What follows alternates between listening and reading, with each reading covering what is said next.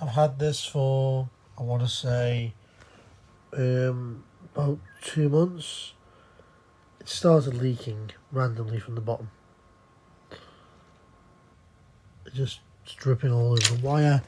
It's a lovely little puddle there, randomly. If I just reach underneath, pull my hands back, just all over me.